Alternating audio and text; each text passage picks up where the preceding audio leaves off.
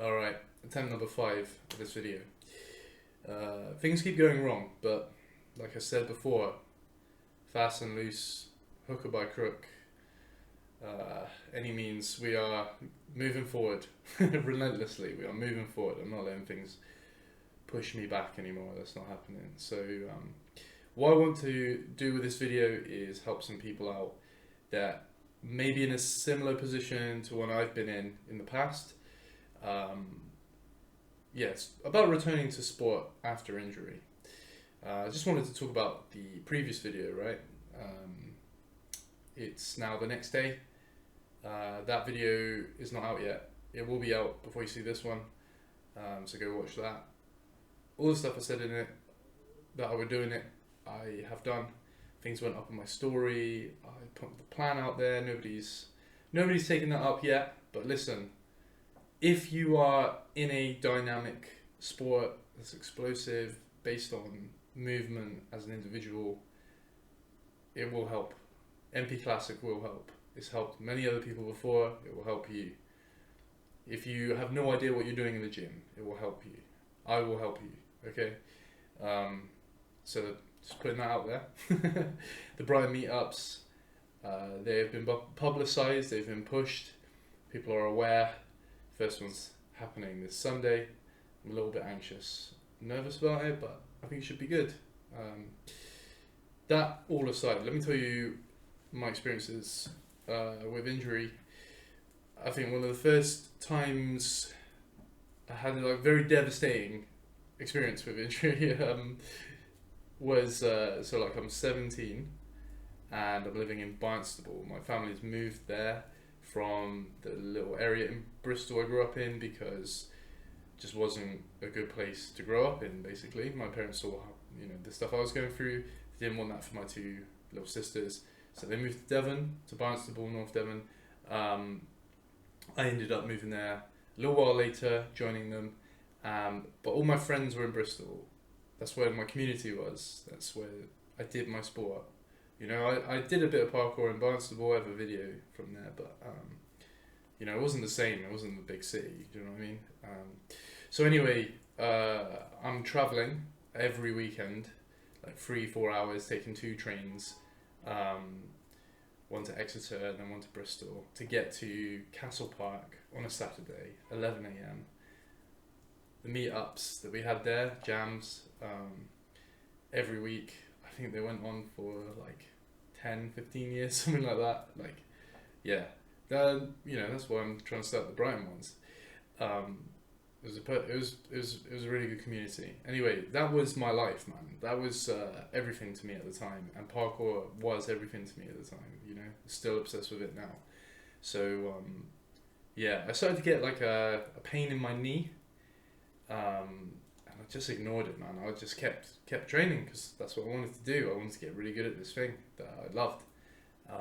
It just got worse and worse and worse. And then this one time I was training, I was trying to do this Kong precision or cat pass precision, whatever you want to call it.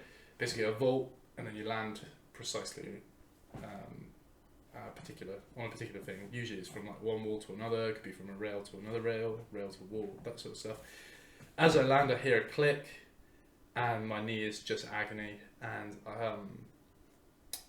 just couldn't continue. I was injured, and it was so bad that I couldn't walk without pain. I couldn't sit with a bent leg for too long. It would start hurting. And the term bandied around all the time: jumper's knee, tendonitis. Kind of very I don't know, low resolution way of looking at the thing, like very just kind of what you hear. Looking it up online as well at the time, I think there was not a lot of good information online.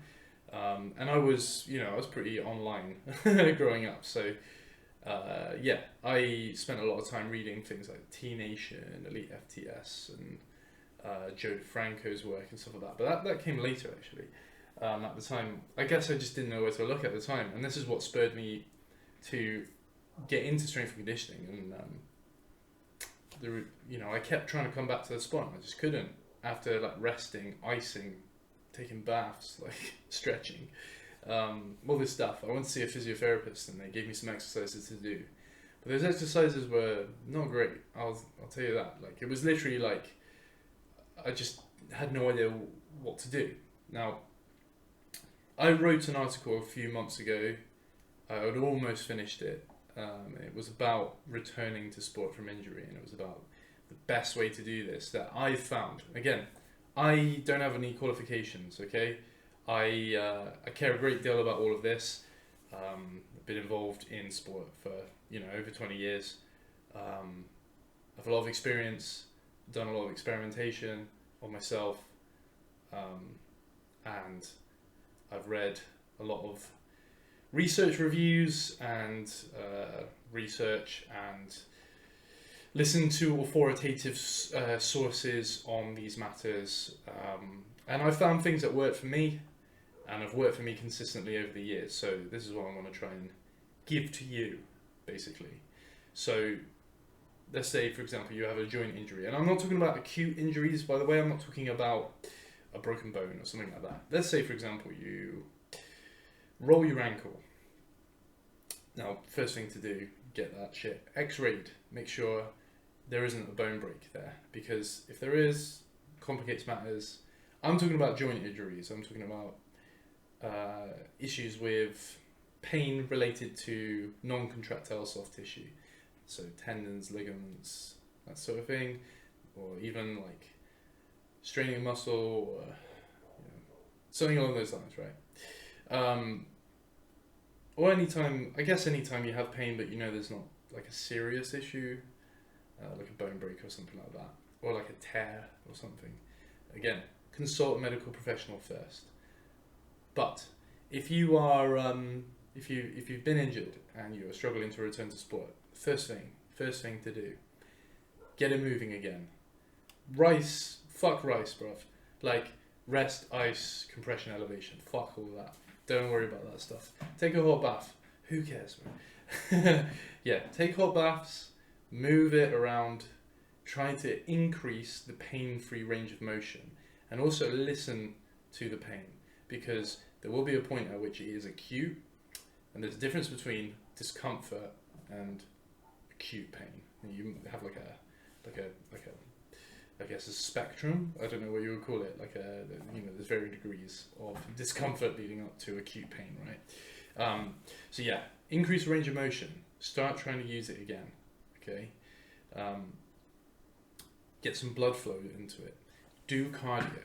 Do your cardio. Like, a lot of people aren't doing their cardio, like Sam Sulek says, and it's true. It's very true. There's a lot of people in sport who could really use that. Not only for obviously the fitness effect, but also like recovery. Recovery is massive, right? So yeah, let's say increase range of motion, use it. Let's say, for example, it is a leg injury, like knee, ankle. Try to return to your normal walking and running gait as quickly as you can without worsening the pain. You have to really listen to yourself and really be patient. A lot of the time what happens is people will try to return to sport too quickly, and they will even do it, you might feel pain free for a week. You're like, great, I can get back to my sport, and then you just jump straight back into sport. Bad idea, bro. Very bad idea. I reckon, for me, I try and give it at least a couple of weeks being pain free, just doing regular stuff, and then we need to build back up to the kind of intensity that you were performing at prior to the injury, because the thing is, everything gets down regulated. Your body wants to, is an organism that wants to be efficient, right? So if you have adapted to activities that aren't regular activities, that are quite extreme, as soon as you stop doing that, you will adapt to your new circumstances, which are, you don't have to expend all of this energy in order to recover and adapt to accommodate all the things that you were doing prior. Okay.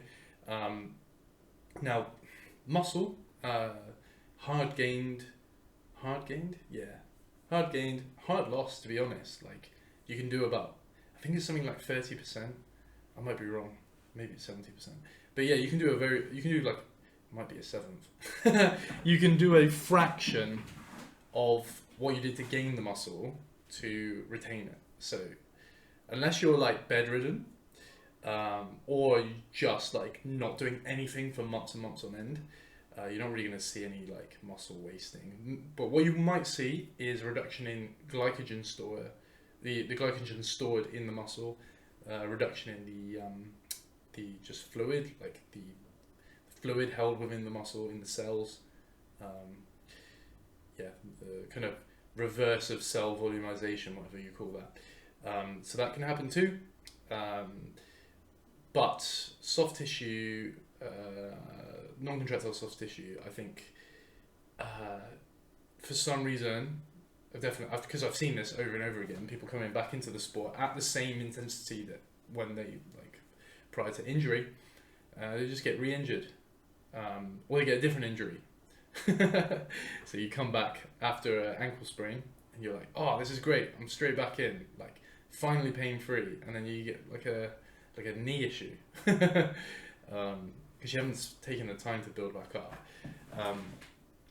The other thing you can use as well is isometrics. So I guess I should probably lay this out as so you have your like basically recovery phase where you're trying to essentially get pain free.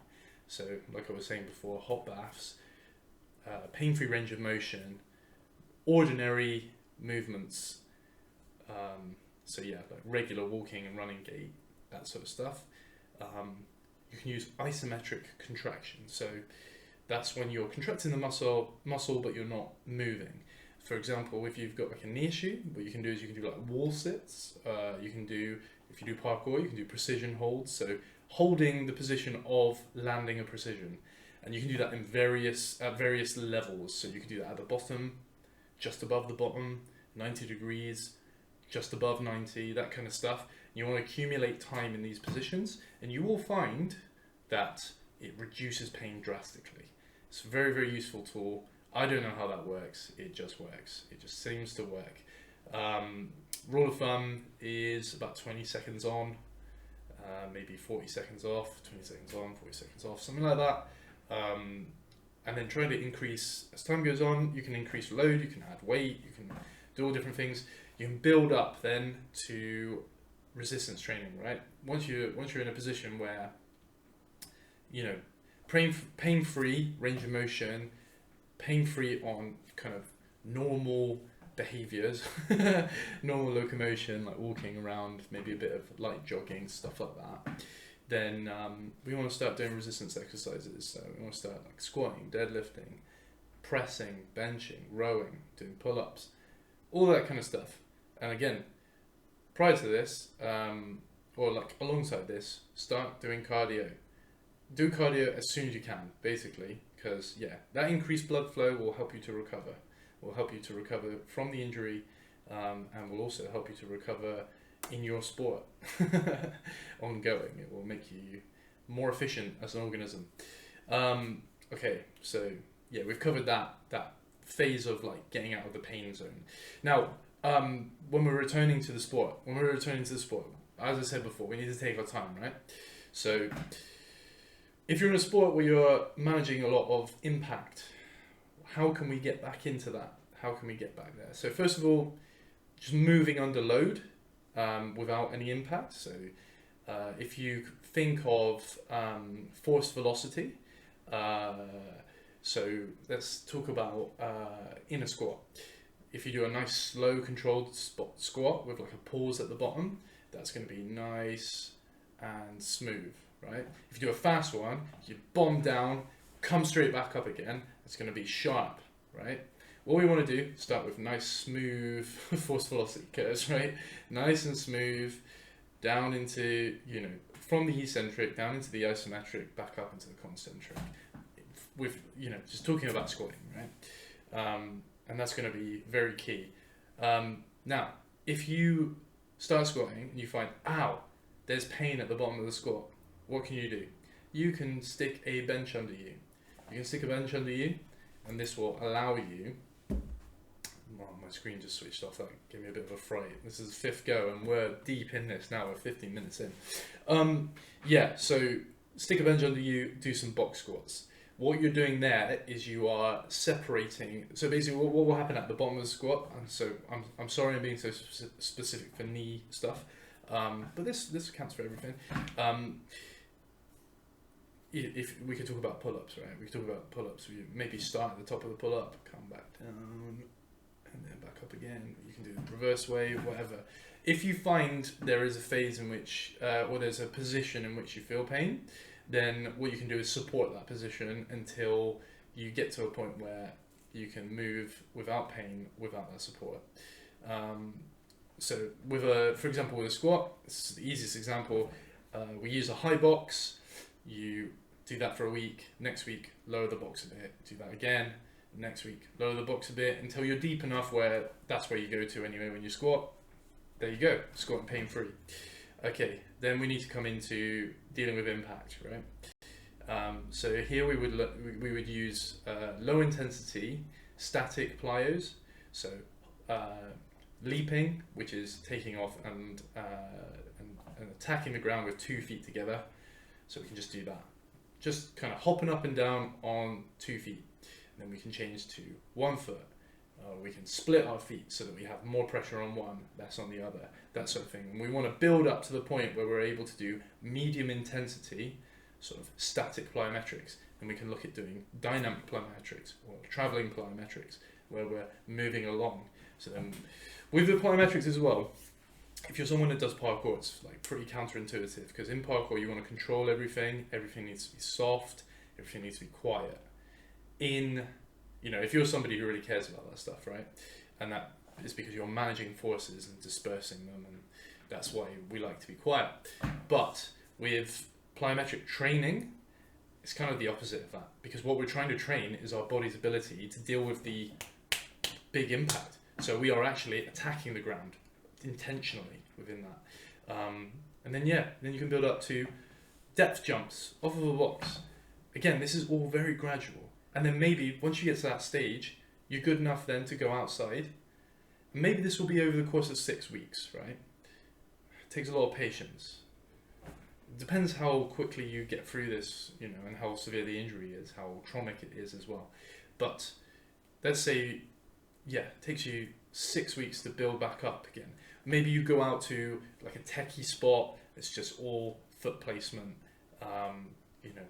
like small strides, like rails, all this kind of stuff, where you're just doing very low level, very low impact stuff. Boring as hell, I'm sure. If you're the type of person that really gets excited over like mental challenges, it's going to be a bit shit. Maybe you can find small stuff up high, something like that, right? But again, you just need to build that up over time. Take your time with it, and then build back up slowly to the point where you're doing the things at the same intensity you were before. But this time, you have done some resistance training, you've done some cardio, you've done some isometrics, you've done all of this other stuff. So injuries quite often are a chance to be better as an athlete. Like they give you an opportunity to build back up and to kind of fill in the gaps almost. You know what I mean? That would be my rough prescription. My rough advice. It's not a prescription because I'm not a medical professional and I have no certifications. I am just a guy on the internet telling you what worked for him. Okay, but like I say, it's worked for me a lot of times. And okay, let's say you don't have the patience to wait 6 to 12 weeks to get back to where you were before. Okay, don't wait then. Just go straight back in. I wonder if that will set you back further, because I know it happened to me, happened to people I'm close with who also like do the sport or do similar sports with similar high intensity, high impact, that sort of thing. I see it time and time and time again. People rush back into the sport. They take longer to get to where they were because they've rushed it. Take your time. Allow your body to adapt. You're an organism that's just responding to stress. That's all that's happening. Google the supercompensation. I think it's called supercompensation cycle, maybe, or maybe it's just called supercompensation. Just Google that. Stress response. look at all this stuff. And it will help to better inform the decisions that you make in the future as an athlete. I hope this has been helpful. It's been rambly, but like I say, this is how I'm approaching things now until I've got the headspace and the ability and the finances and everything else to do this better. I'm doing this how this is because I am where I am.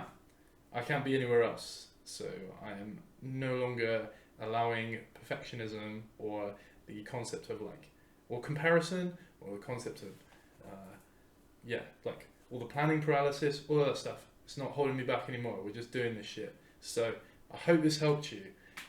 If it has, please consider buying me a coffee. On my Instagram, go to my Instagram. I'll probably put the link in the description as well. You can donate it's just like £3.50, £5, whatever you want.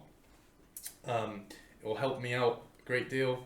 Otherwise, if you are interested in working with me as a coach, hit me up, contact me, or check my Instagram and you'll find a link to the MP Classic. It's 18 weeks, £50 per month for 3 months, so that's 150 quid for 18 weeks of high quality, effective gym training for your sport. Okay, that's what I have to offer. If you're in Brighton, come meet me, learn some parkour, and thanks so much for watching.